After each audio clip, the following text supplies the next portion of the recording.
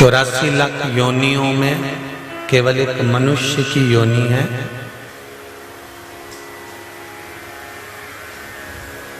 जो 84 लाख योनियों से मुक्त करा सकती है। मेंढक की योनि मिल जाएगी तो हम 84 लाख योनि से मुक्त नहीं हो सकते।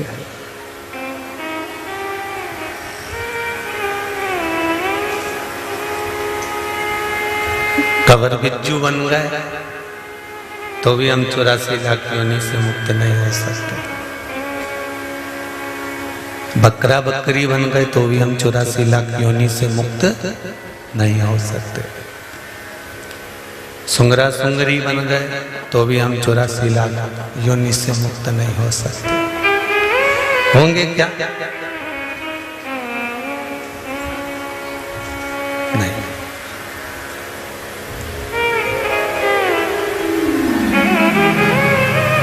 छिपकली, काकरोच, पशु, पक्षी, जानवर,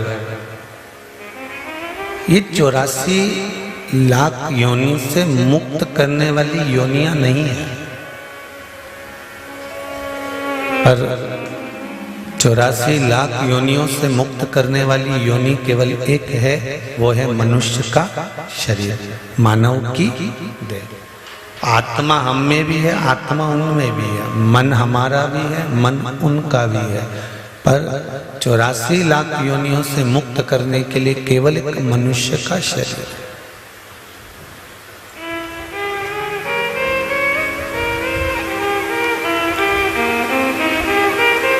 किसी योनि से हम मुक्त 84 लाख योनियों को नहीं कर सकते, पर मानव का शरीर मिला है, इसको अगर हमने भजन में लगा दिया, कीर्तन में लगा दिया, स्मरण में लगा दिया, भगवत भक्ति में लगा दिया, तो हो सकता है कि हम अगले योनि में नहीं पड़े, हम बाकी की योनियों से मुक्त हो जाए।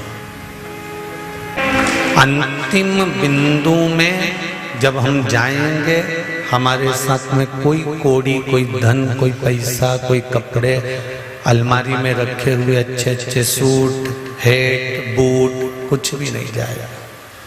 ना हेट जाएगा, ना बूट जाएगा, ना सूट जाएगा।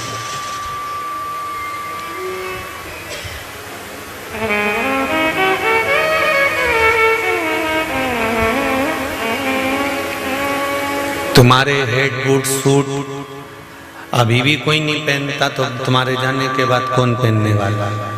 फालतू की बात है। दादाजी के ऐसे जामा, झोल, पजामा है, ऐसी लंबी लंबी नाड़ी, अब वो इतना जामा, झोल, पजामा और नाड़ी केवल दादा लोग ही पहनते, उनके बच्चे पहनेंगे। जब दादा निपट जाएंगे तो फिर भी आसक्ति इतनी रहेगी कि दादा भले चले जाए तो पजामा अलमारी में ही रखा है, पजामा सेट कर रखा है। और करना क्या था कि उस पजामे को भी जिसके काम में आ जाए, जिसके कार्य में आ जाए, कोई के पास वस्त्र नहीं है, किसी के पास कोई चीज नहीं है, तो वो वस्त्र उसको दे दिया जाए, जिससे कि वो उसका प्रयोग कर सके।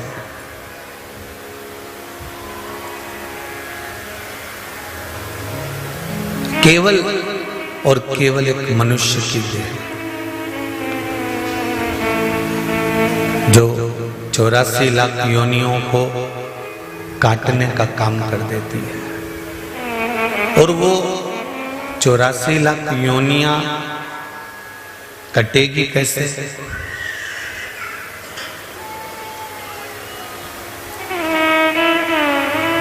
वो 84 लाख योनियां कैसे कटेगी? कली काल में नाम की आधारशिला को रखकर भगवान का इतना भजन करो, भगवान का इतना स्मरण करो, भगवत भक्ति को इतना धारण करो कि हमारी बाकी की जो योनियां में मिलने वाली है वो समाप्त हो जाए।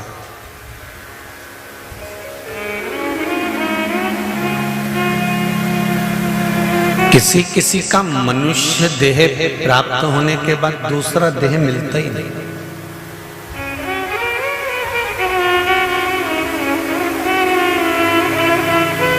फिर इस योनि के बाद में कोई दूसरी योनि है नहीं। लिंग पुराण में एक बात लिखी हुई है,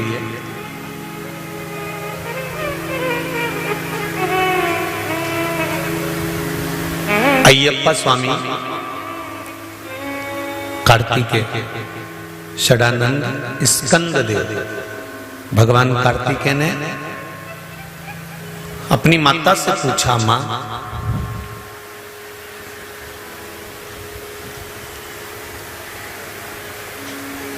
भूमंडल पर जन्म लेने के बाद में मनुष्य की योनि किसी दूसरी योनि में जाए ना और यह मानव को मुक्ति प्राप्त हो जाए, इसको मोक्ष मिल जाए, इसका फिर कोई जन्म ना होए, उसके लिए क्या करना पड़ेगा?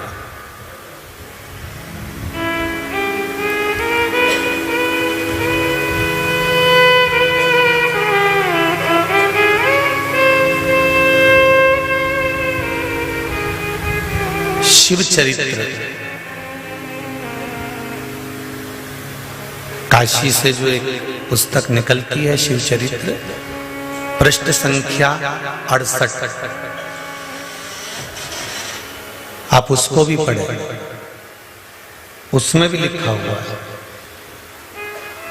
कि स्कंद देव माता पार्वती से पूछते हैं कि फिर हमें वापिस कहीं मेंढक, कहीं बकरा बकरी, कहीं जीव जंतु, कहीं जानवर, कहीं पशु, कहीं पक्षी, कहीं जलचर, कहीं थलचर हमें बनना ना पड़े, उसके लिए हम क्या करें?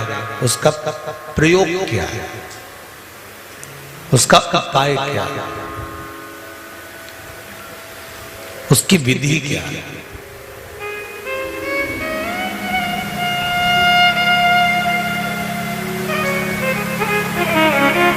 पार्वती जी ने कहा,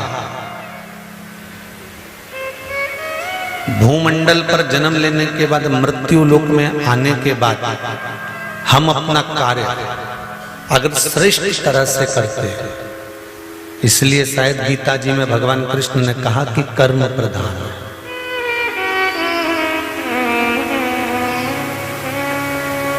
हम अपने कार्य को अगर श्रेष्ठता से करते हैं, हम अपने कार्य को दिल लगाकर, मन लगाकर अच्छे से करते हैं, तो ये निश्चित है कि कर्म करते करते जब हमारे प्राण जाते हैं तो परमात्मा भी वापिस जन्म नहीं देता और अपने में ही समा लेता है। अब एक बात को अच्छे से समझना आप जरा, कर्म करते करते कैसे? जैसे एक नाव खेने वाला, उस नाव में बहुत सारे यात्री बैठे हैं और बहुत सारे यात्रियों को लेकर नाव वाला नाव लेकर चला, बीच में नाव डोलने लगी, हवा चलने लगी, समुद्र उछाले लेने लगा, नदी उछलने लगी और नाव वाला नाव लेकर जा रहा था। नाव वाले को मालूम पड़ा कि नाव डूबने वाली है, नाव चलाने वाला उस नाव में से कूद गया। अब नाव चलाने वाला नाव में से कूद गया और कूदने के बाद वो जीवित बाहर निकल गए। जितने लोग नाव में बैठे थे वो मर गए। अब जो मरे उनको तो जो भोगना था भोग लिया, पर जो नाव चलाने वाला बचकर बाहर आया, 4 साल, 8 साल, 10 साल, 20 साल, 25 साल जीवित रहा।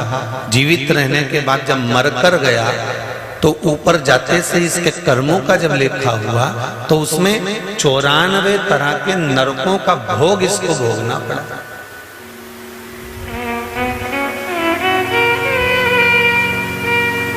नाव वाले नाविक ने कहा, नाव चलाने वाले ने कहा, सबको 10 नरक, किसी को 15 नरक, किसी को 5 नरक, किसी को 2 नरक और मुझे 94 तरह का नरक क्यों? तब धर्मराज ने कहा, तेरा कर्म था नाव चलाना, पार उतारना, तू तैरना जानता था, किसी एक को भी बचा लेता।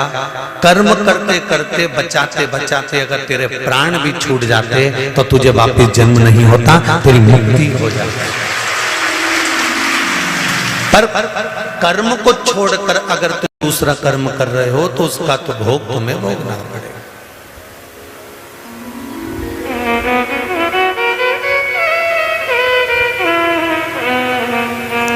एक सरकारी नौकरी करने वाला व्यक्ति, और सरल समझ लीजिए, किसी की गवर्नमेंट जॉब है, सरकारी नौकरी है, कोई स्कूल में पढ़ाता है, कोई बैंक में नौकरी करता है, कोई अन्य विद्युत विभाग अन्य विभागों में कोई नौकरी करता है, और उसने आज एप्लीकेशन लगाकर छुट्टी नहीं ली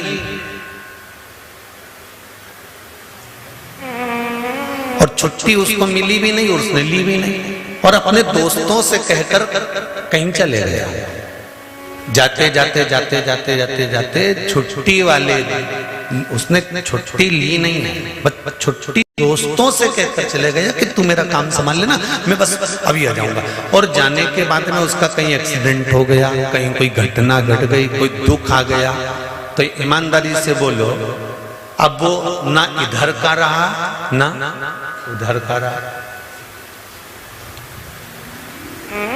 एक छोटी सी एप्लीकेशन लगाकर एक छोटी सी छुट्टी लेकर चले जाता और शासन प्रशासन की निगाह में रहता कि इसने छुट्टी ली है, हमने दी है, तो फिर प्रशासन उसको संभाल लेगा। पर इसने छुट्टी ली ही नहीं और चले गया और घटना घट गई, तो फिर प्रशासन उसको सहयोग कैसे कर सकता है, उसको सपोर्ट कैसे करेगा? तूने छुट्टी ली नहीं तो चला गया।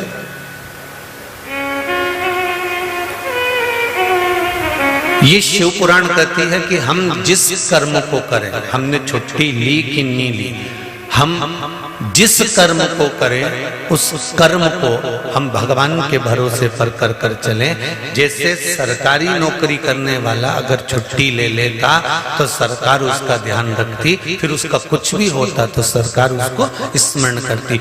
हम कहीं पर भी जाएं, कहीं से भी आए, कुछ भी कर्म करें, हमारा कर्म अगर हमने हमारे बाबा कुबेरेश्वर पर महाकाल राजा पर अगर छोड़ दिया है तो ये निश्चित है कि हमारा कर्म प्रबल होएगा और उसका फल हमको मिलेगा जरूर,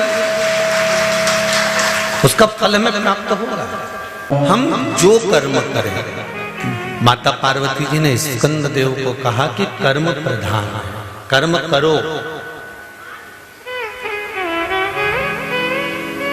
कर्म करना पड़ेगा, पढ़ाई करना पड़ेगी, नौकरी के लिए एप्लीकेशन देना पड़ेगी, नौकरी के लिए तैयारी करना पड़ेगी, और तैयारी करो, खूब करो, पर भरोसा किसका रखना? जम के बोलो जरा, देव अधिदेव महादेव। जो कुछ कर्म करना है करो, तुम्हें जैसा कर्म करना है करो, पर शिव के भरोसे करो। परीक्षा देने जाओ, पढ़ाई पूरी करो, नौकरी देने के लिए इंटरव्यू देने जाओ, पढ़ाई पूरी करो, किसी कंपटीशन एग्जाम में बैठ रहे हो, पढ़ाई पूरी करो, और साथ में विश्वास भरोसा देवाधिदेव महादेव का रखो, भरोसा उसका रखना पड़ेगा।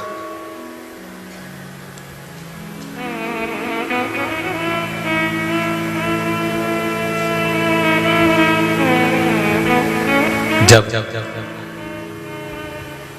हम उसका भरोसा रखते हैं, जब हम उस पर विश्वास करते हैं, तो मेरा देव अधिदेव महादेव भी विश्वास तोड़ता नहीं, वो तोड़ेगा नहीं।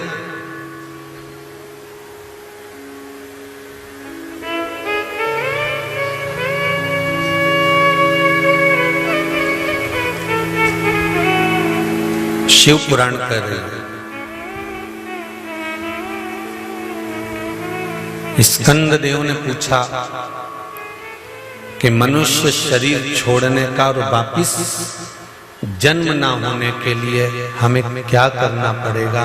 तो कहा कर्म करो। बॉर्डर पर लड़ते लड़ते अगर कोई मर जाता है ना, प्राण छूट जाते हैं, तो उसको वीर गति प्राप्त करने का पद मिल जाता है। कर्म करते करते अगर हमारे जीवन में हमको दुख सहन करना पड़ रहा है, कष्ट सहन करना पड़ रहा है, कर्म करते करते हमको तकलीफ भी आ रही है, कष्ट भी आ रहा है, तो उससे हमें घबराना नहीं है।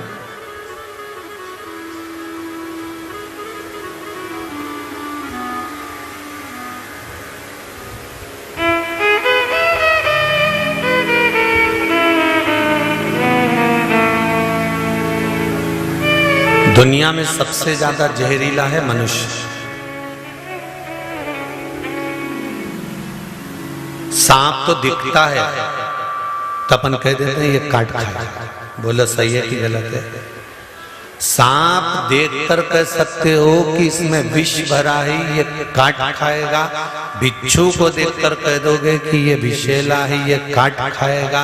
गोयरा को देखकर कह दोगे ये विषैला है, ये काट खाएगा।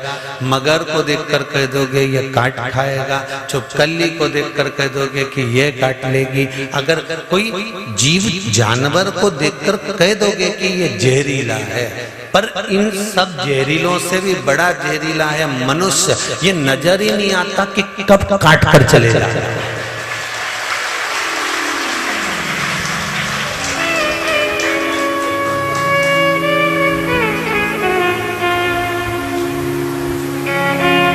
सब अच्छे नजर आते हैं अपने को, कितनी जोरदार हमारी काकी जी, कितनी जोरदार ने काका जी, कितना जोरदार ने भाई, कितना जोरदार ने बंधु, कितना जोरदार ने जीजी, कितनी जोरदार ने जीजा, कितना जोरदार ने हमारा रिश्तेदार इतना बढ़िया, हमारा नातेदार इतना बढ़िया, हमारा कुटुंब इतना बढ़िया। और जब छोरा छोरी का संबंध करने की बारी आती है और कोई संबंधी रिश्तेदार तुम्हारे रिश्तेदारों से पूछते हैं क्यों साहब भेरूलाल की छोरी कैसी है, और इतने में रिश्तेदारों ने उसके बारे में जो बताना चालू करा, तब समझ में आता है कि सांप से ज्यादा जहरीला तो मनुष्य है।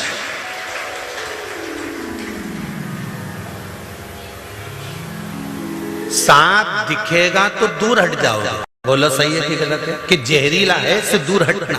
बिच्छू दिखेगा तो दूर हट जाओगे कि जहरीला इससे दूर हटना।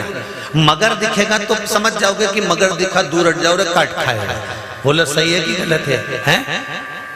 और कहीं का अड़ियल सांड निकल के जाए, ओके देख के भी अपन सोचे कि यानी दूर हट जाओ रे, यहाँ से बेल निकल के ले रही है, सांड निकल के जा रही है, इससे मार देगा तो दूर हट जा। पर ये तो इतनी जोरदार ने छोटी मोटी करके आए, ऐसा डेंटिंग पेंटिंग करके आए ने, झामन ने, झुमका ने, क्या जोरदार पूरा रिश्तेदारों शादी में एक से बढ़कर एक तैयार होके आए, पर ये ही नहीं मालूम पड़े कि इनमें से नागिन कौन सी है, डसेगी कौन सी, इन्हें पहचान कैसे है? सांप के तो पहचान लोगे कि डसेगा, मगर के पहचान लोगे डसेगा, ये सबके पहचान सकते, पर इंसान को कैसे पहचानोगे? सांप की ये डसा है कि नहीं डसा?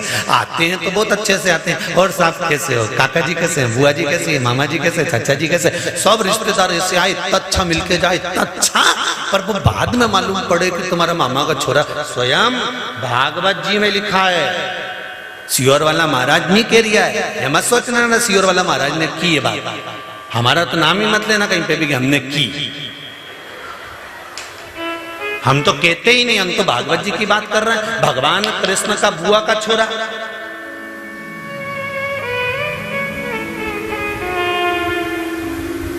कौन जी का सिर कटा था, शिशुपाल, बुआ का छोरा।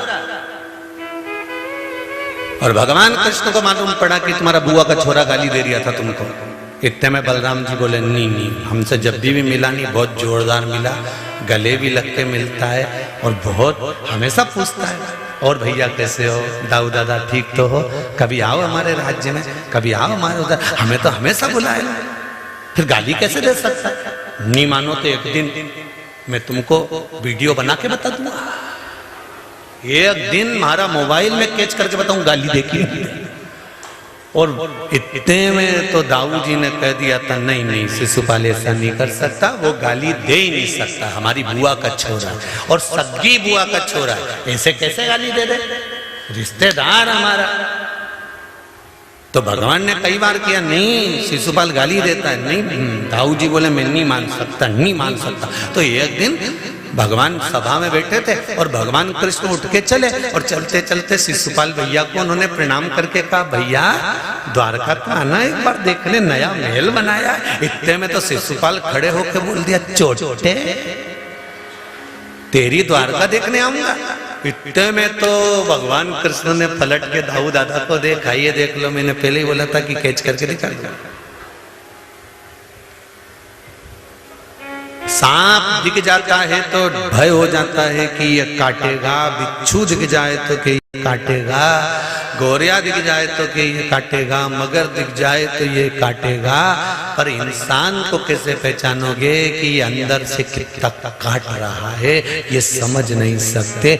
सबसे जहरीला अगर संसार में कोई जानवर है, सबसे जहरीला अगर कोई है तो वो कौन है?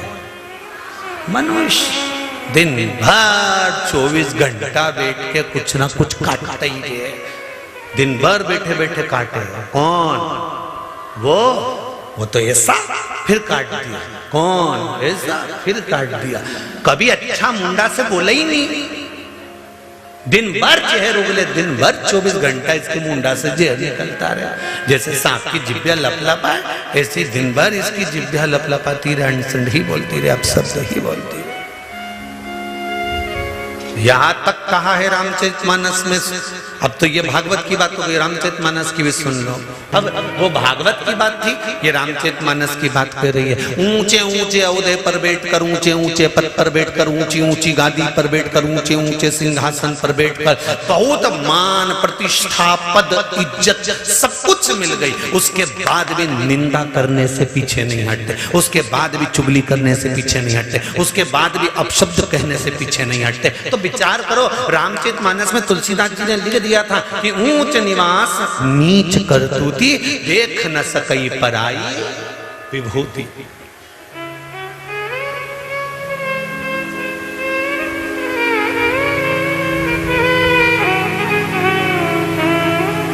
अब फिर भागवत में आ जाएगा। पूतना जब भगवान कृष्ण के यहां गई थी तो राक्षसी बन के गई थी। अरे बोलो जम के, नहीं गई, पहले ब्यूटी पार्लर गई। बोलो सही है कि गलत है?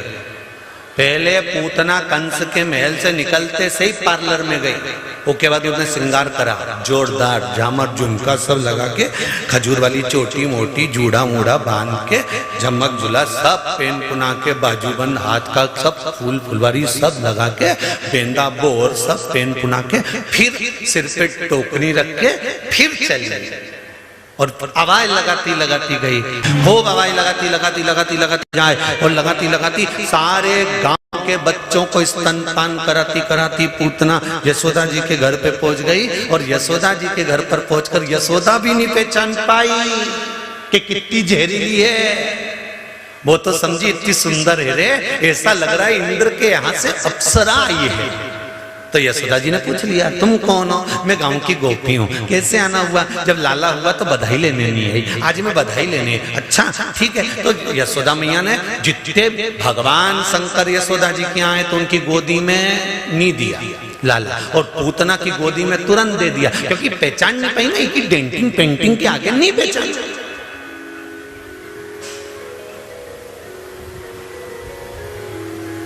अब दुल्हन के स्टेज पे कौन पहचान? वो तो भाई जब घरे आए और घर आके जब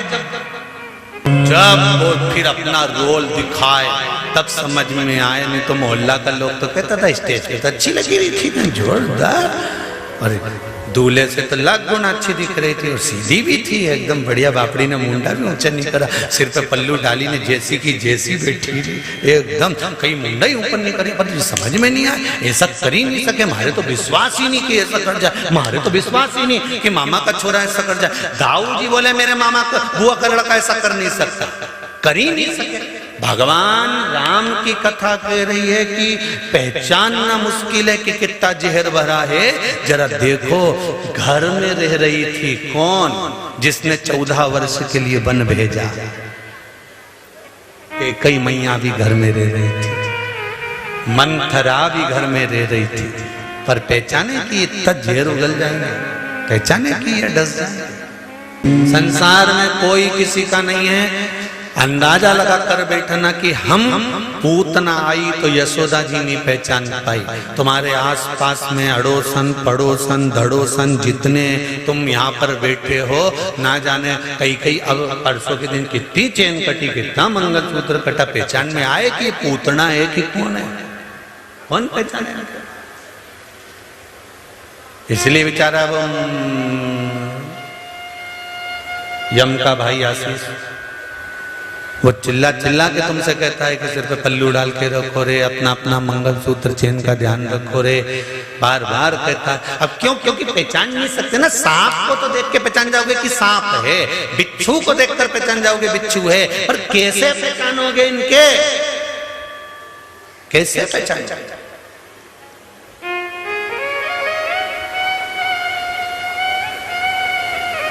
हमारे साथ रहकर चोट कर जाए इसमें के लोग, तो फिर कैसे पहचान? कहा मां पार्वती ने स्कंद देव को कहा, स्कंद कार्तिकेय, कर्म करते करते जब मनुष्य अपने प्राणों को त्यागता है तो वो शिव धाम को चला जाता है। मनुष्य का जो शरीर भगवान ने बनाया है वो कर्म करने के लिए बनाया है, कि कर्म करना, परिवार को पालना, रिश्तेदारों को पालना, नाते कुटुंब कबीले सबके साथ रहना। अपने परिवार में यह अभिमान मत लाना कि तुम अकेले काम कर रहे हो, ना जाने किसके भाग्य का तुमको मिल रहा है, तुम कर्म करोगे। मृत्यु लोक में आने के बाद में कर्म प्रधान बना लो, और कर्म प्रधान बनाना क्या कि पृथ्वी पर आए हो तो शंकर भगवान का एक स्वरूप जानकर, कंकर को शंकर जानकर, भगवान जानकर कर्म करना। एक लोटा जल भी अगर ले जाकर तुम भगवान शंकर को समर्पित कर रहे हो तो ये भी कर्म है, और इसका फल भी निश्चित है कि प्राप्त होगा ही, मिलेगा।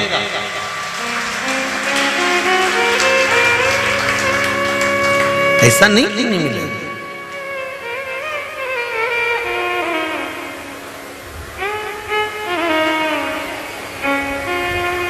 महाराज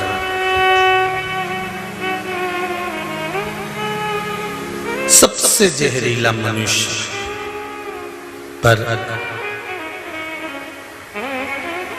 सांप जहरीला होने के बाद भी शंकर भगवान के गले में पड़ा, सही है। बिच्छू जहरीला होने के बाद भी शंकर भगवान के कानों में कुंडल बनकर पड़ा, और मनुष्य जहरीला अगर है, सांप शंकर जी के गले में है, बिच्छू कान में है, और मनुष्य चरणों में जाकर पड़ जाए तो उसकी भी जिंदगी सार्थक हो जाती है, उसका भी जीवन सार्थक हो जाता है। केवल भगवान के चरणारविंद में पहुंचने पर, केवल भगवान के चरणारविंद में पहुंच जाने पर।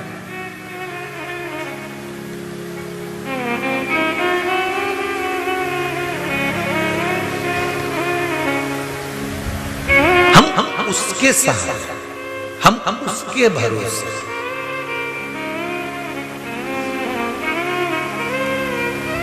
और जब ये चित्त, ये मन, ये बुद्धि उसके भरोसे पर हो जाती है, फिर भटकना नहीं पड़ता।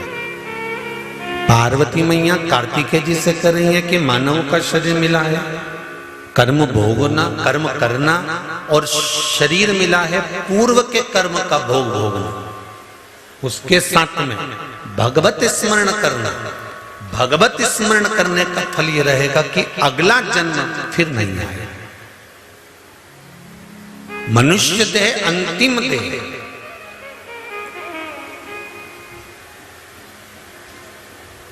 ये भरा हुआ पापों से ये घड़ा है, इसको कैसे तारो? कैसे?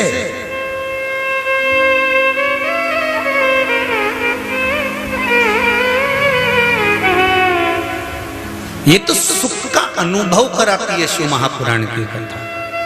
एक पत्र में किसी ने लिखा है, देखिए,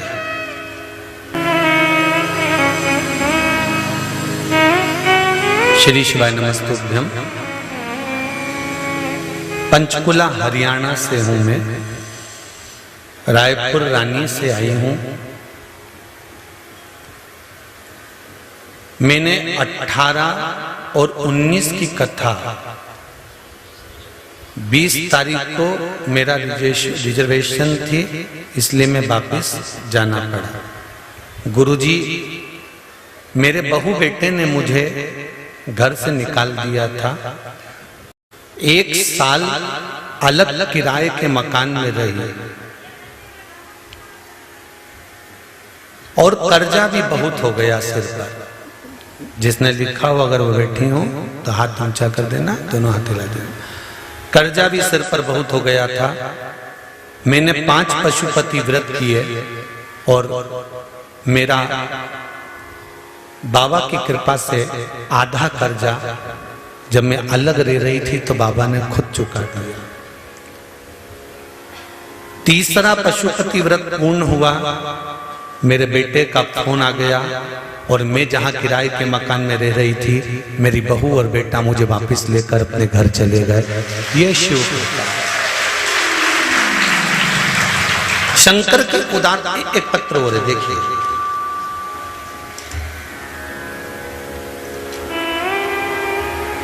सुलेखा सिकरवार, पति का नाम विश्वनाथ सिकरवार। हम मुरैना मध्य प्रदेश से आए। कहीं बैठे हो तो हाथ हिला देना। आप ही हैं? हर हर महादेव। एक बार फिर से हाथ हिला दो, हर हर महादेव। मुरैना मध्य प्रदेश से आए हैं गुरुदेव। मैं बचपन से ही शिव की आराधना करती हूँ, पर शिव भक्ति को आपके माध्यम से जाना। 1.5 साल से मैं कथा सुन रही हूँ गुरुदेव। मुझे गठिया की बीमारी बहुत पुराने समय से थी। रोग ठीक नहीं हो रहा था गठिया का, जिसके कारण दवा ले लेकर थक गई थी। पूर्ण रूप से ठीक नहीं हो पाई थी।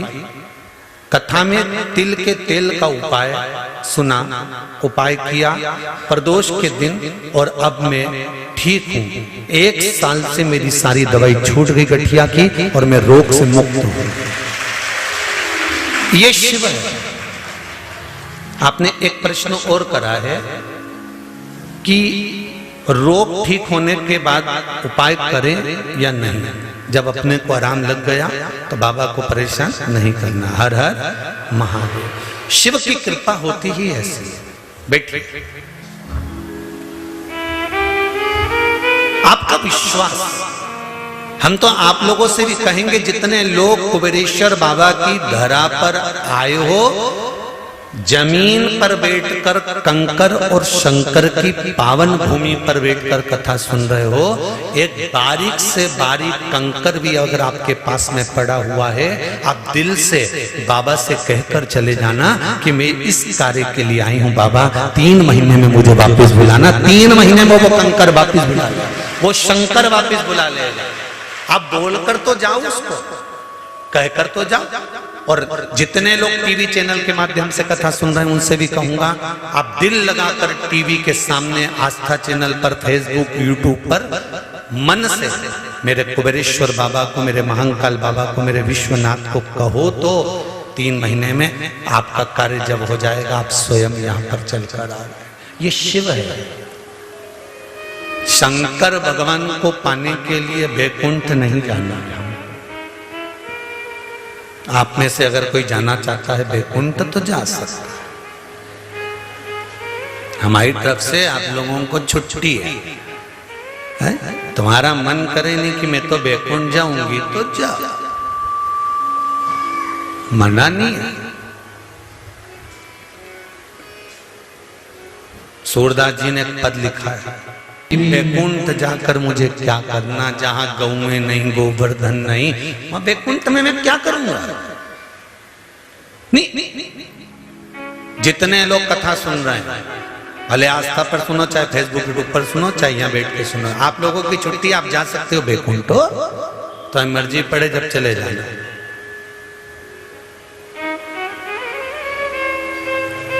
पर करोगे क्या बैकुंठ?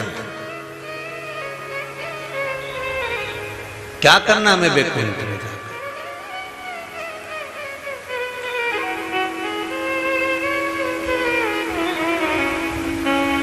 चंचुला देवी से देवादिदेव महादेव ने जब शिव महापुराण की कथा चंचुला देवी ने पूरी सुन ली और उसका पति प्रेत योनि से छूट गया, बिंदुक प्रेत योनि से छूटा। चंचुला देवी ने कथा सुनी और बिंदुक प्रेत योनि से छूट गया। दोनों पति पत्नी सामने खड़े हो गए।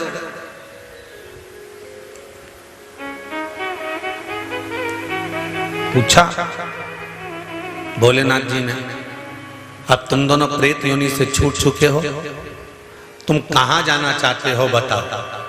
तो चंचुला देवी ने बिंदुक का हाथ पकड़कर कहा, हमें ना तो बैकुंठ जाना है, हमें ना ब्रह्मलोक जाना है, हमें ना इंद्र लोक जाना है। चंचुला देवी कहती है, इसी मृत्यु लोक में जो कैलाश बसा है, इस कैलाश पर बैठकर हमें शंकर का गुणगान गाना है और कहीं नहीं।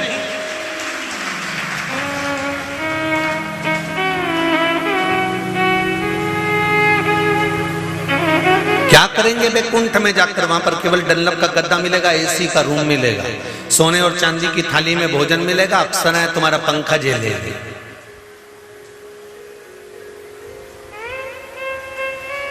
होटल में बहुत दिन तक अच्छा नहीं लगता, घर ही अच्छा लगता है। बोलो सत्य है कि गलत है?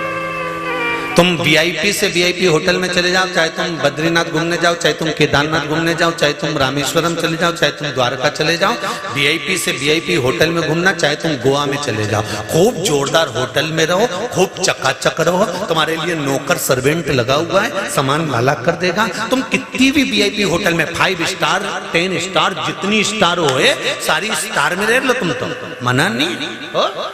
एक से बढ़कर एक होटल में रहो, पर 10 दिन 15 दिन 20 दिन 1 महीना 22 दिन 25 दिन में तो घर की याद आई जाए। अब घर में ना तो होटल जैसा सुख है, घर में ना कोई अच्छा एसी का रूम है, घर में ना कोई नौकर लगाए तुम्हारा सामान ला के देने के लिए, घर में ना तुम्हारे को कोई कुछ कहने वाला। होटल में सारा सुख है, इसके बाद भी होटल का सुख थोड़े दिन अच्छा लगता है, बाद में घर की याद आती है। उसी तरह कोई भगवान विष्णु से जाकर पूछे कि नारायण तुम्हें बैकुंठ अच्छा लगता है, तो भगवान विष्णु कहते हैं अगर बैकुंठ अच्छा लगता होता तो मैं राम अवतार नहीं बनकर आता, कृष्ण अवतार में नहीं आता, वामन अवतार रखकर नहीं आता, मैं कपिल अवतार रखकर नहीं आता, मैं परशुराम अवतार रखकर नहीं आता। मेरे 24 अवतार हुए हैं। भगवान नारायण खुद कह रहे हैं कि मेरे 24 अवतार इसलिए हुए हैं कि मुझे बैकुंठ में जो सुख नहीं मिलता वो मृत्यु लोक में आकर सुख मिलता है, इसलिए मैं पृथ्वी पर आना।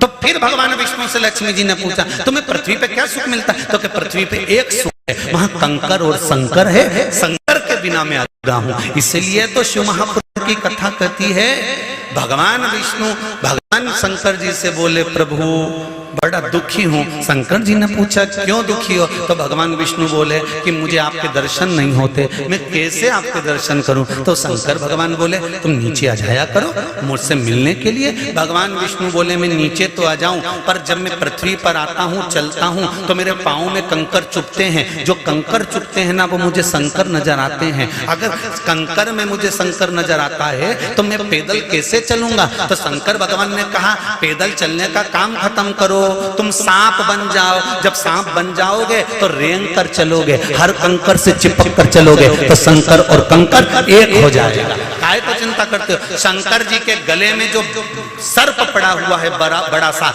ये कोई दूसरा नहीं, मेरे भगवान विष्णु ने सांप का रूप धारण कर लिया और शंकर जी के गले में जाकर रहने लगे, शिव के गले में। तो ये सर्प विष्णु ही है। 1 रुपया साथ में ले जा सकते जीजी और जीजा, सब सुन लेना अच्छा है। 1 रुपया साथ नहीं ले जा सकते और अखड़ में ऐसे जिए कि सब लेके जाएगा। पंखा भी टंगा रहेगा रे मिश्रा जी, यही सब जैसा कि जैसे ही पड़ा रहेगा, टिफिन में रोटी बनी रह जाएगी, फ्रिज में एप्पल धरा रह जाएगा, मोबाइल चार्ज में लगा रह जाएगा। जब अंत समय आएगा सब पड़ा की सब 10-12 दिन तक लोग रोएंगे, 13वें दिन नुक्ती और सेव रायते में डाल के खाएंगे। तुम चले जाओगे, जो परसने वाला आएगा उससे कहेंगे तरी दो, थोड़ा नमक और ला दो। हमारी काकी जी निपट गई, थोड़ी सी नुक्ती तो और दे। काकी जी निपटी, अब काकी निपटी ने तो नुक्ती झड़े, फिर कौन तुझे याद करेगा? और पूरी जिंदगी रो रो के मर गए। भगवान ऐसा, भगवान वैसा, हमारी तो जिंदगी बेकार हो गई। काय करो, अलमस्त होकर जियो, अलमस्त हो। कई लोग कहते हैं ये सियोर वाला महाराज 24 घंटा हंसता रहे, कभी इसकी आंख में, कथा में तो कभी आंख में आंसू दिखे ही नहीं के, तो कहीं करूं रोके, क्या करना? मुस्कुराने के लिए भगवान ने चेहरा दिया है, मुस्कुराने के लिए अधर दिए हैं। रोने के लिए तो जब पैदा हुए थे तो मेरे राम जी भी अगर जन्मे थे तो भी दिया, रो राम जी बोले हम रोएं, और क्या, जन्मे हो पृथ्वी पर तो रोना तो पड़ेगा। इसलिए राम जी को माता कौशल्या ने रुलाया था कि जन्मे हो पृथ्वी पर तो रोना पड़ेगा। इसलिए आज भी बच्चे का जन्म जब हॉस्पिटल में होता है, चाहे घर में होता है, डॉक्टर सिस्टर थप मार के चिमटा खोड़ के रुलाते हैं, रो, आज से रोएगा तो मरेगा, तब तक रोना पड़ेगा, निश्चित है, रो।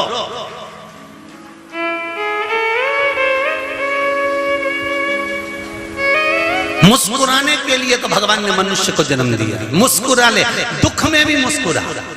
इसलिए आपको कहा था शंकर जी के मंदिर में जाना, तुम्हारा काम नहीं हो रहा, तुम मंदिर जाओ, कुछ नहीं है तुम्हारे पास चढ़ाने के लिए, बेलपत्री भी नहीं, चावल का दाना भी नहीं, जल भी नहीं, तो भी शंकर जी के मंदिर जाना और मुस्कुरा करा जाना। आधे से ज्यादा टेंशन में भगवान पड़ जाएंगे कि क्यों हंस के गई, चिंता उनको बढ़ जाएगी।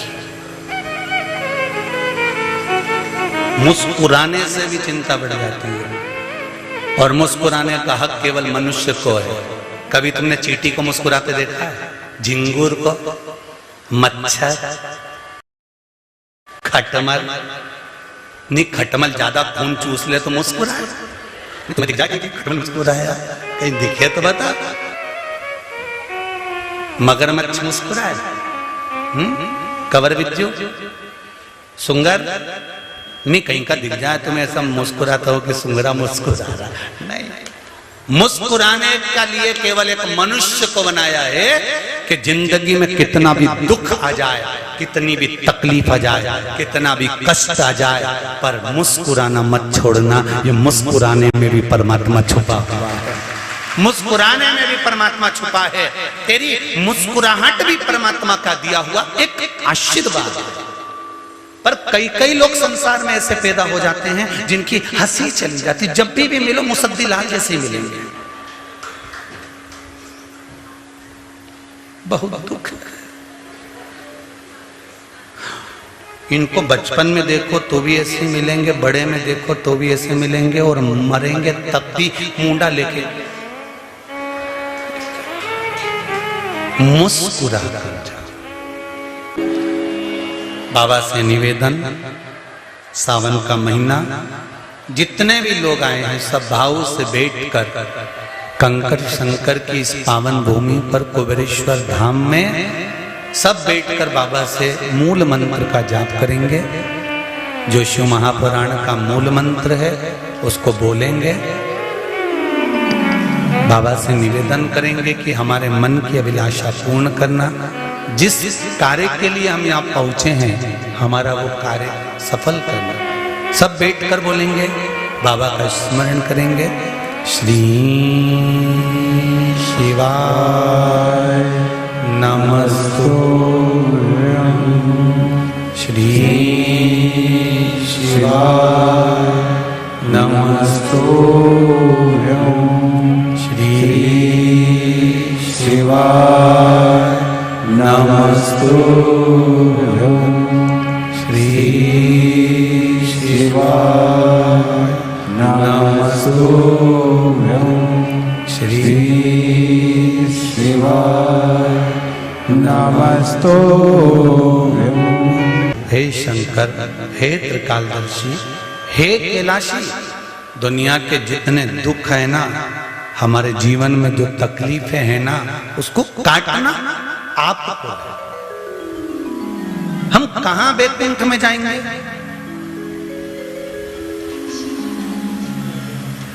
एक बहू पूना में रहती, एक मुंबई में रहती और एक तुम्हारे पास रहते। तकलीफ होगी तो पूना वाली को कहोगे कि मुंबई वाली को कहोगे कि पास वाली को कहोगे? बोलो जम के। पास वाली को कहोगे, भले वो गोली दे ना, पानी दे ना दे, मर्जी उसकी, पर एक बार तो कह दोगे ना कि बहू मेरा सिर दुख रहा है, बेटा आज अच्छा नहीं लग रहा, आज मुझे तकलीफ है कुछ। उसी तरह सब बैठे, कोई बैकुंठ में बैठा है, कोई ब्रह्मलोक में बैठा है, कोई इंद्रलोक में बैठा है, पर मेरा देव अधिदेव महादेव मृत्यु लोक में बैठा है, जो नजदीक में है। सबसे पहले आवाज उसको लगा लेना, सबसे पहले आकर खड़ा, सबसे पहले आवाज लगाना, सबसे पहले आकर खड़ा मिलेगा।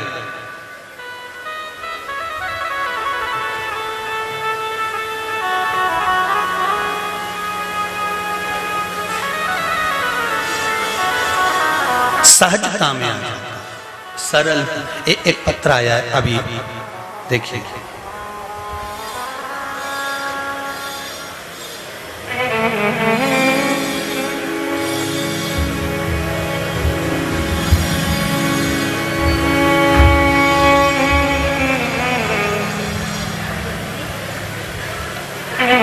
मेरा नाम रोशनी,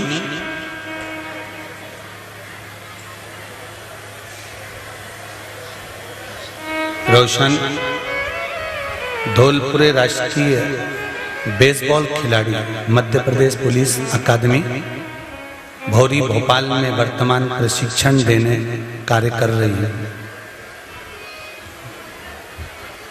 बैठी हैं कहीं? आप ही आए? हर हर महादेव, खड़े हो जाओ। हर हर महादेव।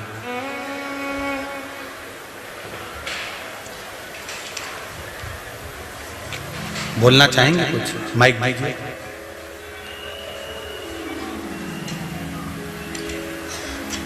इन्होंने पत्र में लिखा है, मध्य प्रदेश पुलिस अकादमी भौरी भोपाल में मैं वर्तमान प्रशिक्षण देने कार्य कर रही हूँ। वर्ष 2018 से पिताजी को सावन के प्रथम सोमवार को रिपोर्ट आने के पश्चात पता चला 2018 में कि 3rd स्टेज का कैंसर है। अभी की स्थिति क्या है भगवान की? गुरुजी श्री शिवाय नमस्तुभ्यम। श्री शिवाय। सर्वप्रथम तो आपके चरणों में पापा की तरफ से मैं वंदन करती हूँ कि इतना बड़ा चमत्कार कैसे हुआ ये मुझे भी नहीं पता, और सब यही की कृपा है जो आज मैं आपके सामने आई हूँ, वो भी साइकिल चला के आई हूँ मैं अपने एकेडमी। वाह, भोपाल से साइकिल से आई है, बहुत बहुत साधुवाद।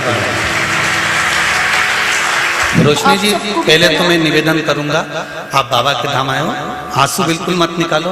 बाबा ने बुलाया है ना, तो रोना नहीं है। पिताजी आपके हैं तो ये भी बाप है जो बैठा है, मेरा कुबेर भंडारी। बाबा ने अगर साधा है।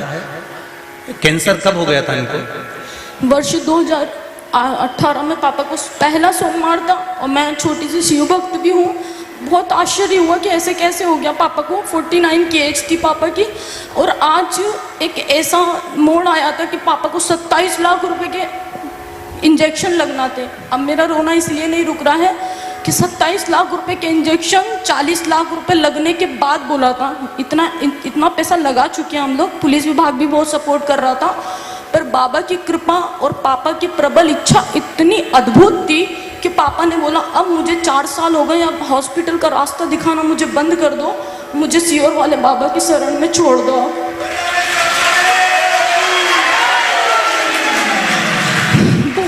आश्चर्य हुआ कि हमने पापा को समझाया, पापा डॉक्टर ने सब कुछ मना कर दिया है, अपनों को इंजेक्शन लगना बहुत ज़रूरी है, आप वो भी लगवा लो और बाबा के पास भी चलेंगे। पर कितना सत्य था कि बेंगलोर से जब रिपोर्ट आई ना, तो रिपोर्ट के आधार पे भी ये हो गया कि पापा को लगना मना कर दिया कि नहीं लगेगा, उनको इतना इंजेक्शन ऑलरेडी लग चुके हैं 40 लाख के। पर हम हमारी जिद पे और डॉक्टर की जिद पे हम लोगों ने पापा को 2 इंजेक्शन लगवाए, अभी रिसेंटली 4 लाख के। किंतु इतना बड़ा चमत्कार हुआ लगने के बाद कि डॉक्टर ने खुद बोल दिया कि अब इसकी आवश्यकता ही नहीं है इंजेक्शनों की। शिव कृपा। बाबा आपने लिखा है, गुरुजी भोलेनाथ की कृपा से, श्री शिवाय नमस्तुभ्यम स्मरण से, रुद्राक्ष स्मरण से। उसके बाद से बस मम्मी ने पापा, यहाँ से हम भैया हैं, उन्होंने पापा के लिए 3 महीने ही हुए हैं, 3 महीने से इतना बड़ा चमत्कार जो हुआ है वो यही है कि रुद्राक्ष का पानी पिलाना सुबह से स्टार्ट किया। और मम्मी तो अब रोज, यानी पल भर भी ऐसा नहीं रहता है कि उनको वो पानी नहीं पिलाते हैं, वो सब कुछ बाबा के ऊपर छोड़ दिया।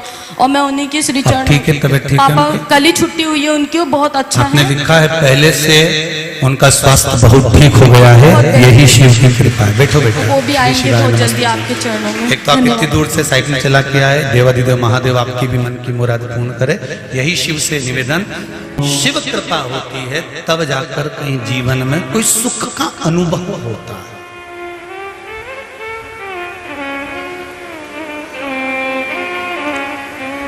जैसे अभी बेटी ने कहा कि हार गए, तब पिताजी भी कह दिया अब मुझे कुबेरेश्वर धाम ले चलो एक बार, वहां और एक बार जाऊं तो। यहां ना तो शिव अभी विराजमान हुए हैं, ना मंदिर का निर्माण पूरा हुआ, वो तो आप जो थोड़ा थोड़ा सहयोग कर रहे हो, तो ये बाबा का धाम बन रहा है। आप छाती ठोक कर कह सकते हो कि हमने भी कुबेरेश्वर धाम में एक ईंट लगाई है, तुम्हारे धन की एक ईंट लगी। तो ना तो यहां भी प्राण प्रतिष्ठा हुई है, ना पूरा बना है, पर इतना जरूर है कि यहाँ का कंकर शंकर है। और दिल से अगर आप कहीं पर भी बैठकर याद करो उस कुबेरेश्वर महादेव को, उस महाकाल, उस विश्वनाथ को, ये निश्चित है मेरा शंभु, मेरा शंकर। जैसे अभी कहा, एक बहू मुंबई रह रही है, एक पूना रह रही है और एक तुम्हारे साथ में रह रही है। हम आशा बहुत दूर रहने वाली बहू से लगाकर बैठते थे। अभी तक जब तक शिव महापुराण की कथा नहीं सुनी थी, लोग दूर वाली बहू से आस लगाकर बैठते थे। पर जब से शिव महापुराण की कथा सुन ली, तब से आस एक हो गई कि मृत्यु लोक का पृथ्वी का देव है, देव अधिदेव महादेव है, तो वो झट दौड़ कर आएगा और मेरे जीवन को सार्थक कर कर जाएगा। वो साधे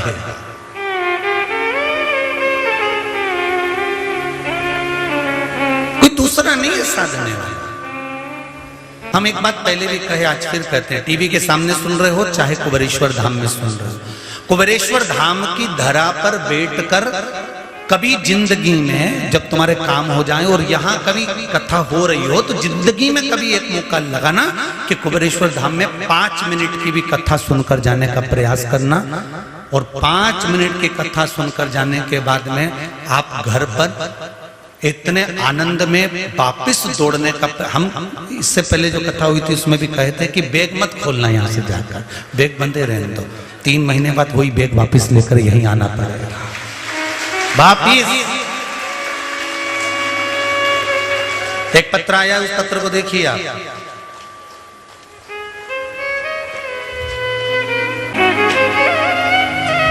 पुष्पा लक्षकार, जीरन जिला नीमच।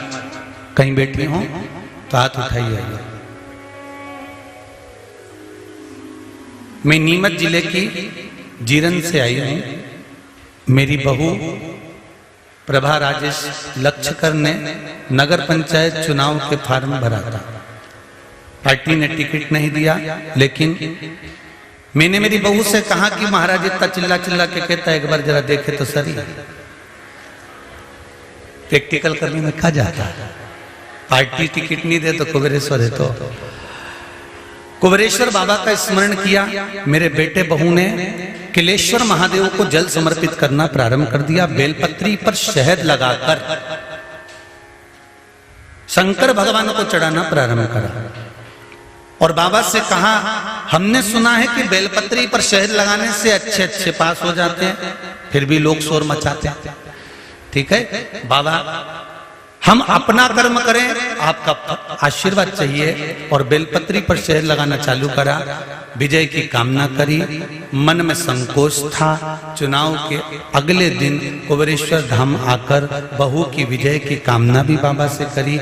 मेरी बहू ने निर्दलीय प्रत्याशी बनकर विजय हासिल कर ली। बेलपत्री का शहद सफल हो गया। बेलपत्री का शहद फिर निवेदन करूंगा, सबसे पहले करो कर्म। क्या करना है? कर्म। और कर्म के साथ विश्वास करो मेरे देव अधिदेव महादेव।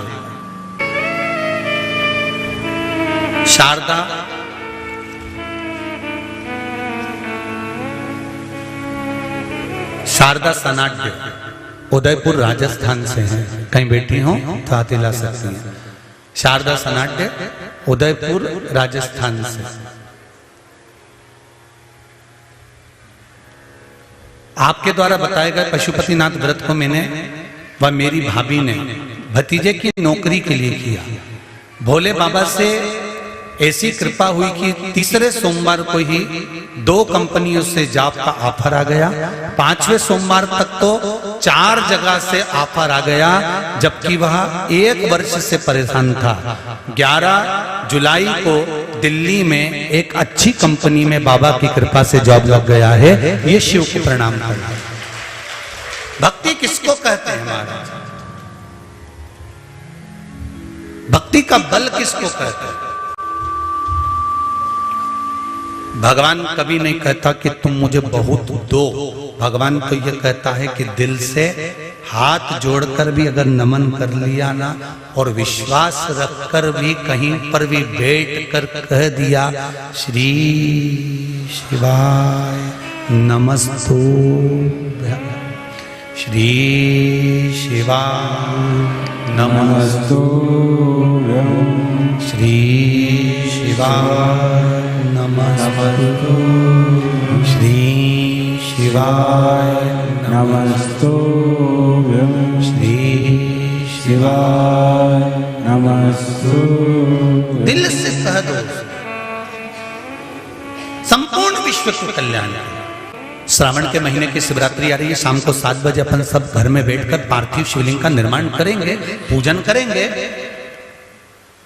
जो वस्तुएं बताई वो शंकर भगवान को जब हम एक साथ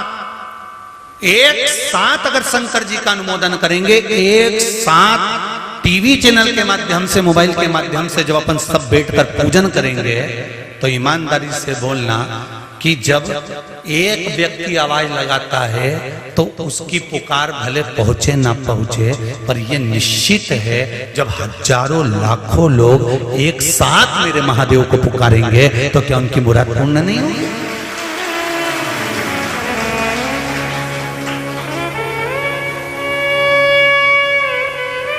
क्या वो नहीं सुनेगा?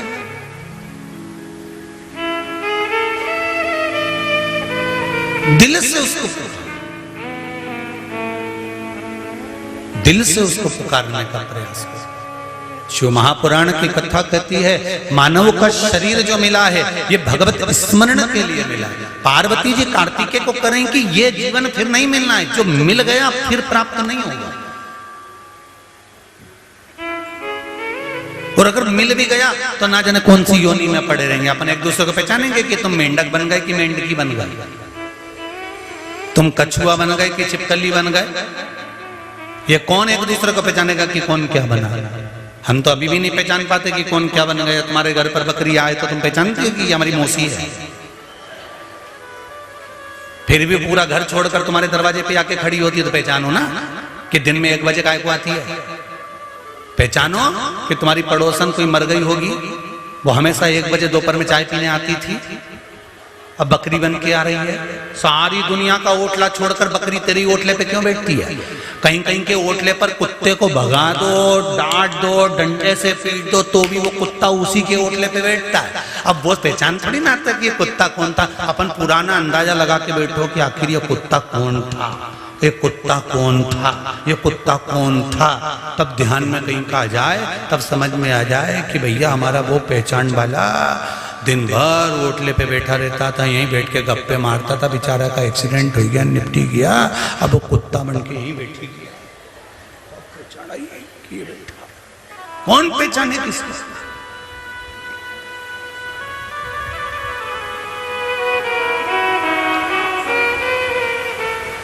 कहां से आई है? अजमेर, राजकोट से है। अच्छा, खाचरो से।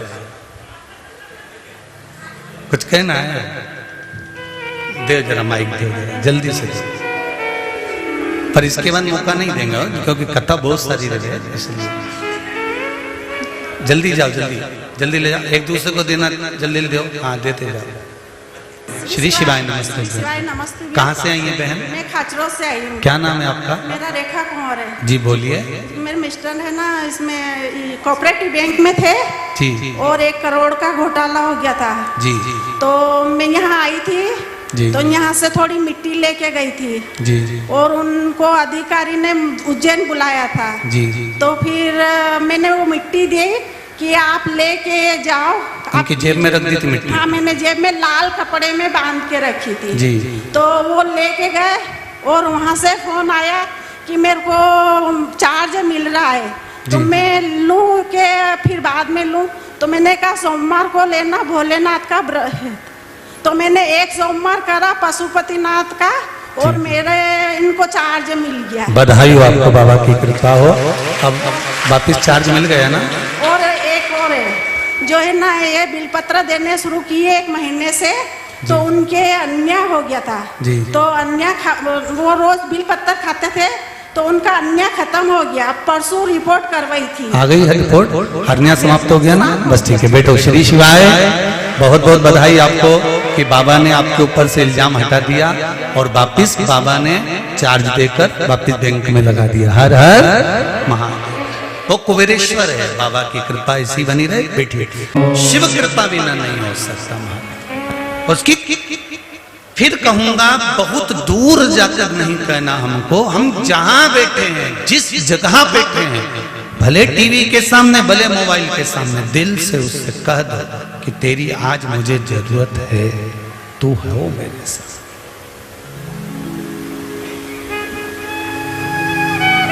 तू नहीं तो कौन तारेगा? पार्वती मैया, नरसिंह पार्वती मैया कार्तिकेय को समझाती हैं, समय आया तारकासुर का संहार करना है और कार्तिकेय को समझाकर भेजा कि इस तारकासुर के हृदय में शिव बसा। शंकर भगवान अगर हृदय में बसे हैं और आप इसको मारोगे तो श्रेष्ठता कहाँ? अकाल मृत्यु वो मरे जो काम करे चंडाल का, काल उसका क्या बिगाड़े जो भक्त हो महाकाल का। शिव की उपासना,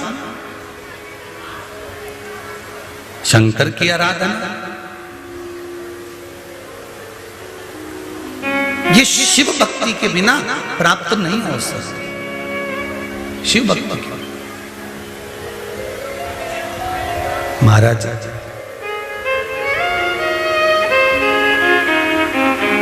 बड़े से बड़े काल से, बड़े से बड़े रोग से, बड़ी सी बड़ी बीमारी से भी अगर बचा सकता है तो मेरा देव अधिदेव महादेव बचा सकता आएगा। मनुष्य की देह है तो दुख तो आना है, तकलीफ तो आना है, पीड़ा तो आना है, परंतु उस पीड़ा को समाप्त करने का बल भी मेरा देव अधिदेव महादेव ही दे सकता है।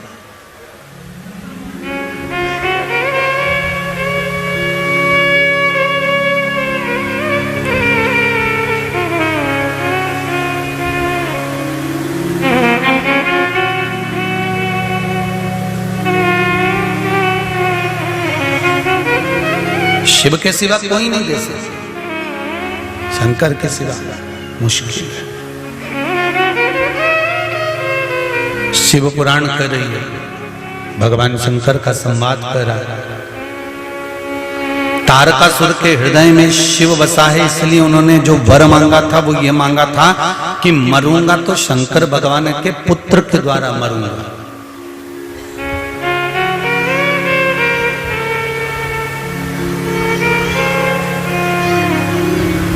अगर मरूं तो शिव के पुत्र के द्वारा मरूं। राम कथा को उठाकर देख लीजिए, उसमें आता है कि राम जी ने इनका संहार करा, इनको मारा, भगवान कृष्ण ने इनका संहार करा, इनको मारा। पर शिव महापुराण की कथा को उठाकर देखना, जितने असुरों का भगवान शंकर ने संहार करा, संहार के बाद कोष्टक में लिख दिया तारा। क्या लिखा? संहार नहीं करा।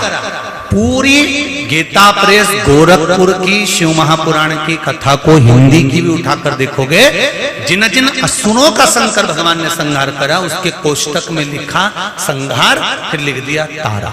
मतलब संहार नहीं करा है, मेरे शंकर भगवान ने तो केवल स्पर्श कर कर उनको तार दिया है। कहते हैं शिवलिंग पर जल चढ़ाते हैं, शंकर भगवान के शिवलिंग का जब स्पर्श करते हैं, शंकर भगवान की रज का जब स्पर्श करते हैं, शंकर भगवान के मंदिर में जब तुम झाड़ू लगाओ, पोछा लगाओ, बुआरी लगाओ। एक बात बहुत पुरानी है, बुजुर्ग माताएं अगर इस कथा को सुन रही होंगी तो उनको अंदाजा होगा कि घर की जेठानी जब घर में लीपती थी, पोछा लगाती थी, तो घर की देवरानी जब उस पोछे पर पांव रखती थी तो पहले पल्लू से उस पोछे को प्रणाम करती थी। बोलो सही है कि गलत है?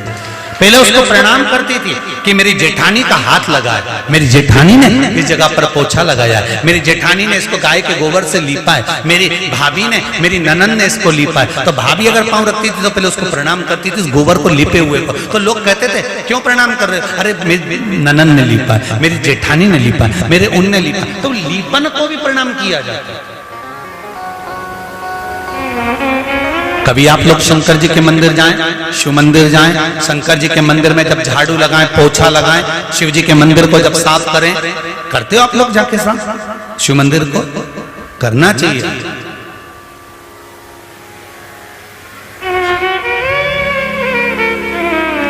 कई लोग जब हमारे पास में पत्र लिखते हैं ना तो बड़ा दुख होता है ये सुनकर कि कई लोग पत्र लिखकर कहते हैं कि महाराज जी ने तो ऐसा मंदिरों में भीड़ करवा दी है शंकर जी के मंदिर में कि लोग बेलपत्री पटक के चले जाते हैं, फूल पटक कर चले जाते हैं और इतना कचरा करके चले जाते हैं।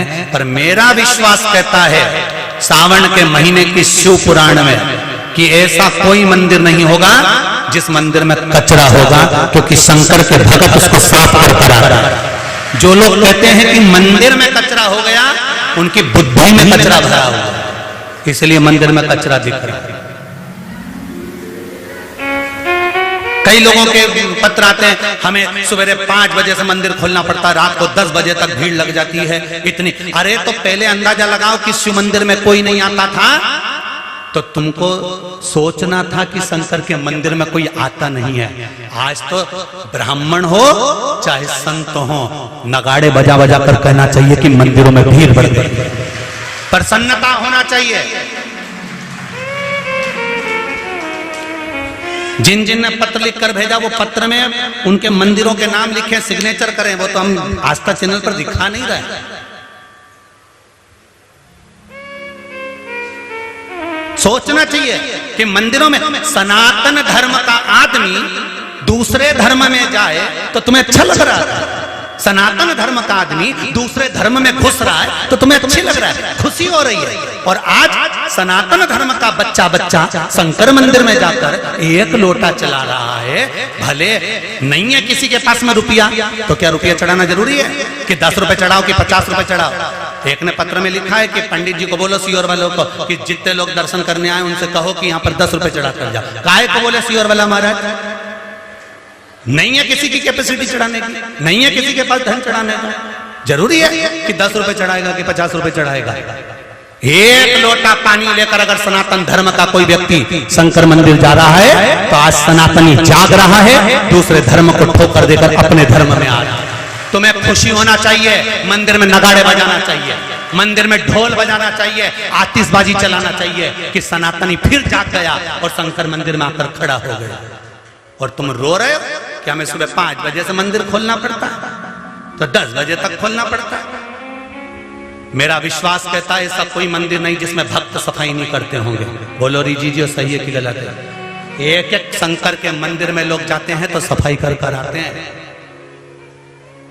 अगर माताओं के पास में कुछ नहीं रहता तो अपने रुमाल से सफाई कर लेती, पर करती है मेरी बहनें। बेलपत्री जितनी पड़ी होती है, पहले बेलपत्री का रोना रोते थे कि कचरा पटक गए, अब तो जो जाता है वो बेलपत्री उठा के लिया था, खा जाता है, छोड़ता ही नहीं है।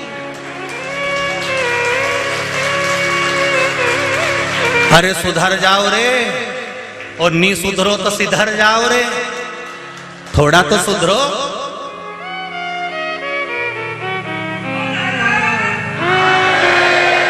शिव मंदिर में भगवान के भक्त बढ़ रहे हैं। शंकर के मंदिर में अगर आज सनातनी जा रहा है, स्कूल की ड्रेस पहन पहन के बच्चे पहले मंदिर में 1 लोटा जल चढ़ा रहे हैं, ये नजारा पहले कब देखते थे? पहले कब देखते थे तुम्हारा ये नजारा कि एक स्कूल की ड्रेस पहना हुआ बच्चा शंकर के मंदिर में जा रहा है? ये नजारा कभी देखने को मिला? घर की बहुएं लोटा लेके मंदिर जा रही, ये नजारा कभी देखने को मिला? घर का व्यक्ति पुरुष मंदिर में जाकर लोटा भर के पानी चढ़ा, नजारा कभी देखने को मिला? नहीं। ये नजारा आज अगर देखने को मिल रहा है तो समझ लेना कलयुग नहीं, शिवयुग चल रहा है। और शिवयुग ही एक आनंद करा सकता। उसके बाद भी रो, उसके बाद भी अगर रोना रो, किसी और वाला महाराज ने कचरा करा दिया तो रोते रहो जिंदगी भर। हम नाम नहीं बोल रहे हैं, और ना हम गांव का नाम बोल रहे हैं, ना मंदिर का नाम बोल रहे हैं, ना महाराजों का नाम बोल रहे हैं। ढेर भेजा है, ढेर।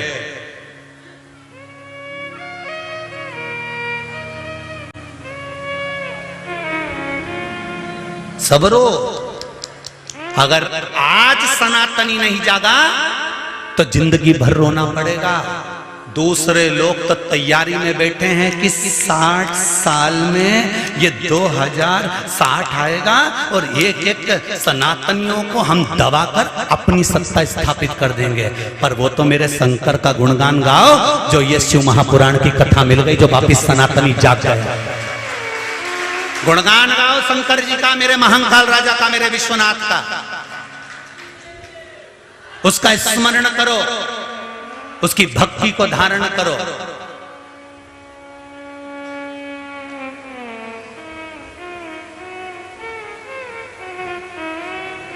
कितना जोड़ने का प्रयास कर रहे हैं, पर फिर भी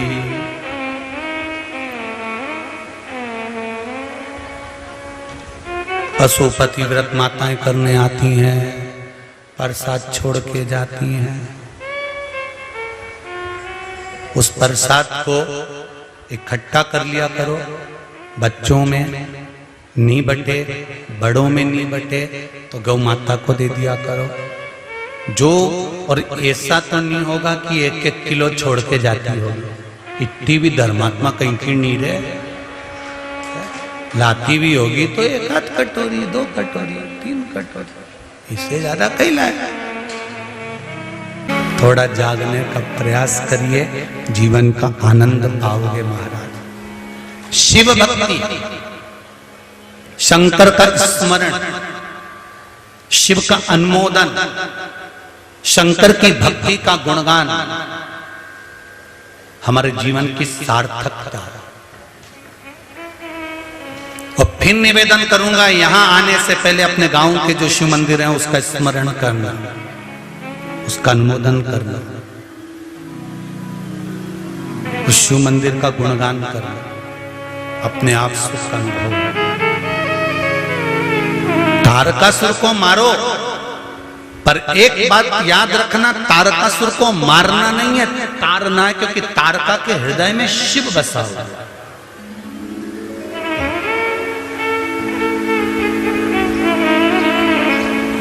तारका के हृदय में शिव बसा हुआ। भगवान कार्तिकेय जी ने जाकर तारकासुर का संहार किया। संहार नहीं था, शिव ने कृपा कर तारकासुर को तार दिया।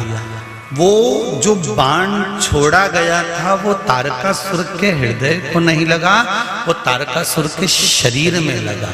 तो शरीर में जहां पर बाण लगा, तारकासुर के उस पूरे शरीर में शंकर ऐसा रमा हुआ था कि शंकर भगवान के नेत्र खुल गए, और नेत्र खुले और खुलते से ही शंकर जी को स्मरण आया कि मेरे तारका को किसी ने बाण छोड़ा।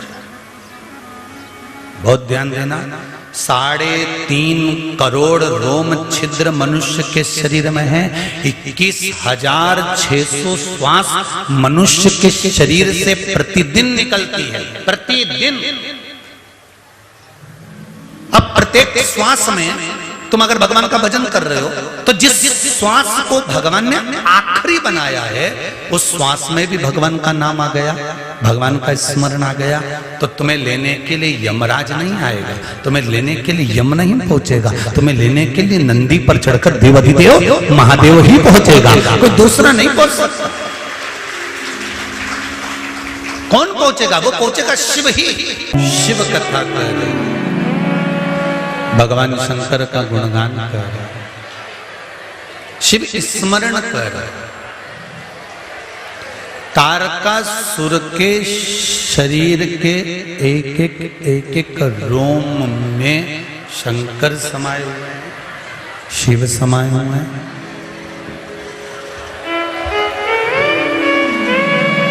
प्रत्येक रोमावली में शंकर विराजमान, शिव विराजमान, और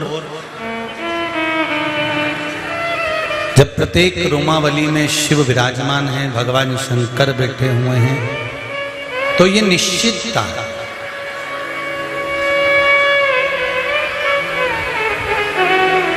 कि शिव तारकासुर की एक एक रोमावली में विराजमान है, एक एक रोम रोम में विराजमान है।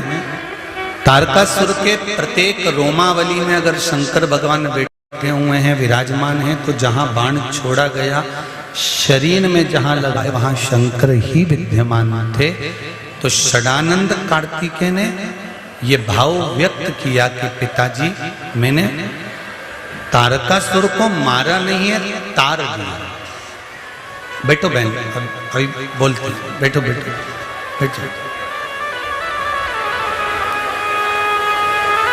जो कहना चाहती हो पहले लिख के दे दिया करो, फिर यहां से हम लोग। तो शिव कथा कर रहे, शंकर भगवान का स्मरण कर रहा, शिव भक्ति कर रहा।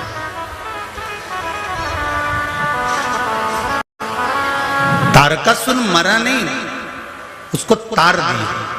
जो शंकर भगवान की शरणागति में आकर बैठ जाता है, जो शिव के चरणों में आकर बैठ जाता है, वो प्राण छूट भी जाए तो वो मरा नहीं है, शंकर के धाम चला गया। कहाँ गया? शिव धाम। और जन्म मरण के चक्कर से छूट गया, जन्म मरण के चक्कर से उसकी मुक्ति हो गई, फिर वो जन्म नहीं लेता।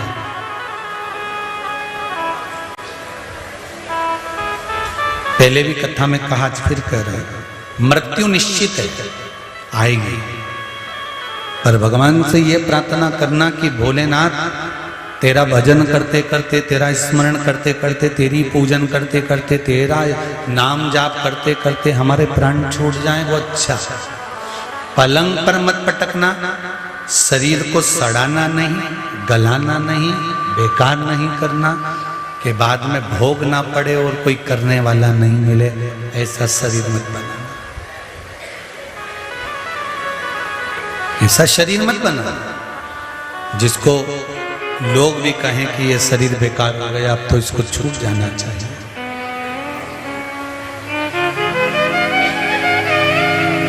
समय आया, तारकासुर के 3 पुत्र तारकाक्ष, विदुम्माली, कमलाक्ष, तीनों को मारने के लिए भगवान शंकर ने पशुपति नाथ का रूप धारण कर, पशुओं के देवता बनकर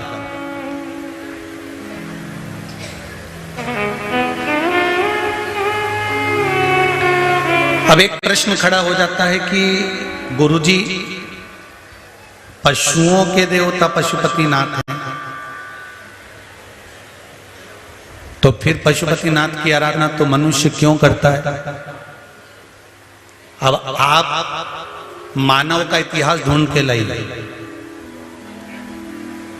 जब मानव का इतिहास ढूंढोगे तो ये मानव में धीरे धीरे धीरे धीरे जो उत्पत्ति हुई, पहले तो बानर जैसा ही स्वरूप था अपना और हमारा तुम्हारा। हम और आप में भी पशुता भरी हुई थी।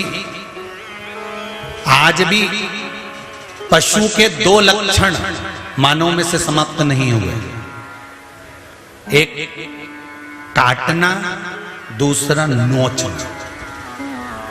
ये पशु के दो लक्षण हैं जो मानव में से आज भी समाप्त नहीं हुए, काटना और एक नोचना। इन नाखूनों से नोचा जाता है।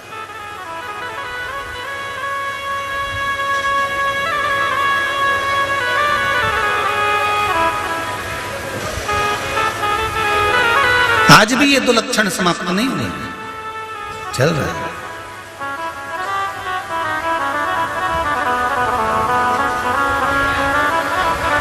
अब लोग कहें कि पशुपतिनाथ तो पशुओं के देवता हैं, फिर मनुष्य का क्या वर्णन? शिव महापुराण की कथा कहती है ये मानव तो बाद में निर्मित हुआ, पहले तो पशुता के भाव से ही पशुता के ही रूप में निर्मित था। वो तो धीरे धीरे धीरे धीरे धीरे धीरे मानवता का भाव जागृत होता चला गया। अग्नि प्रकट करी, फिर खाने का तरीका सीखा, फिर रहने का तरीका सीखा। पहले तो वस्त्र भी नहीं पहनते थे, फिर वस्त्र पहनने का तरीका सीखा। कुछ ना कुछ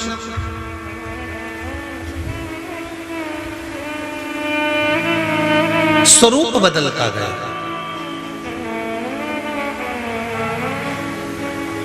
और आज भी आप शंकर भगवान के सामने जाओ ना, शिव जी को अगर नमन करो ना, तो शंकर भगवान से एक बात अच्छे से कह दिया करो कि हम ना तो मंत्र जानते हैं, ना हम तंत्र जानते हैं, ना हम साधना जानते हैं, ना हम व्रत जानते हैं, ना हमें रहना आता, ना खाना आता, ना हमें भजन आता, ना पूजन आता।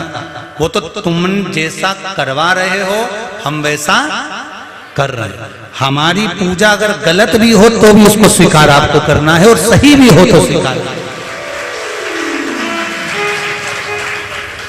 हम नहीं जानते कि हमें क्या है। हम तो केवल आपकी निर्मल भक्ति को जानते हैं, केवल इतना जानते हैं कि सारी समस्या का हल एक लोटा जल। हम तो इतना जानते हैं कि आपके मंदिर तक आना सीख गए, फिर आगे आपकी मर्जी है, आप तारो कि मारो, ये आपकी।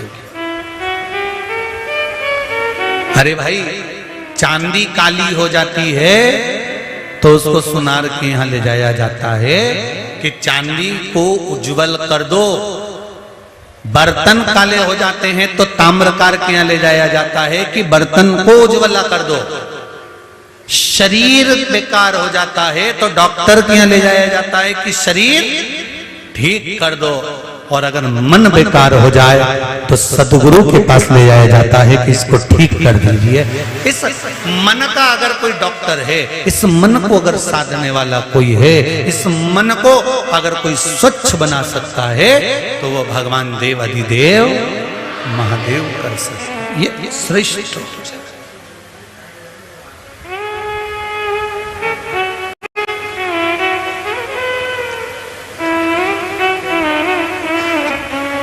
महाराज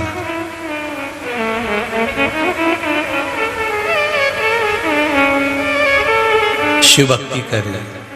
तारकासुर के तीनों पुत्र तारकाक्ष, विदुमाली, कमलाक्षकी ने वर प्राप्त करा। हम मरे तो तीनों एक साथ मरे। शंकर भगवान पशुपतिनाथ बन गए और 33 कोटि देवताओं को पशु बना दिया। पशु बनाकर इनको दौड़ाया, इनके पीछे देवाधिदेव महादेव दौड़ने लगे।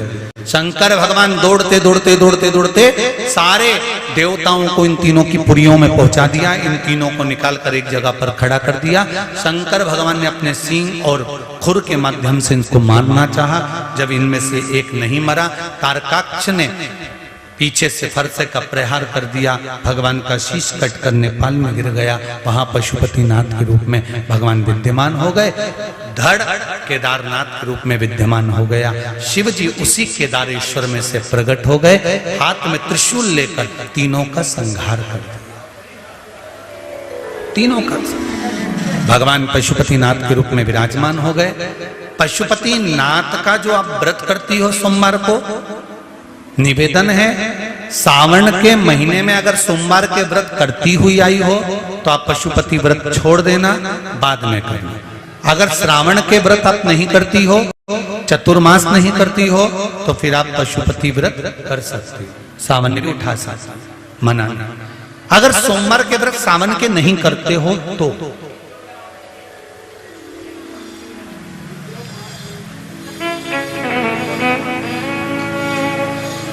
एक भाव पशुपति व्रत का जरूर स्मरण करें।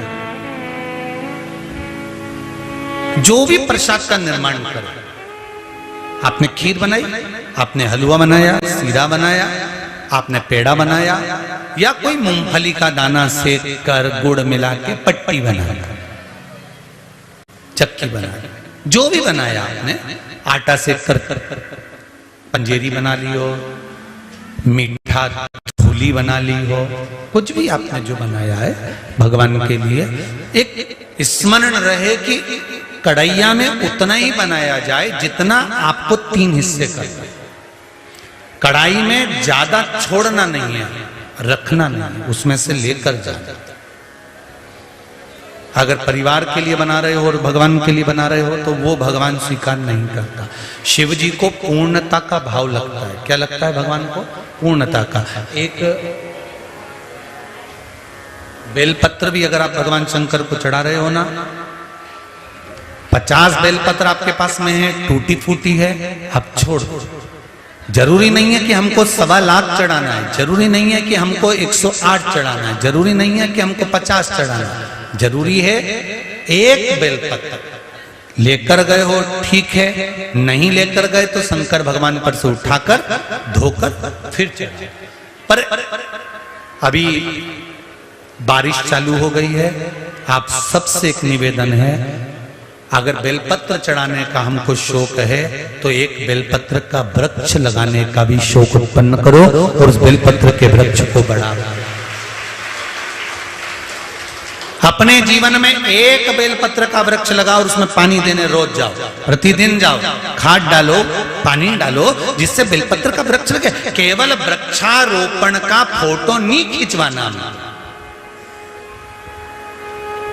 अभी बहुत सारे फोटो चालू हो जाएंगे वृक्षारोपण के, तुम देखो तो सही, ढेर सारे नेता मंत्री सब फोटो खिंचवाते रहेंगे, वृक्षारोपण करा, वृक्षारोपण करा। अब जरा पता तो कर आओ कि इन वृक्षों में से बच्चे कितने। उतने वृक्ष लगाओ जिनको तुम पनपाकर बड़ा कर सको। और वृक्ष भी इतने से लगा देंगे क्योंकि वो वृक्ष आते हैं 20 रुपए, 50 रुपए, 25 रुपए, 100 रुपए के।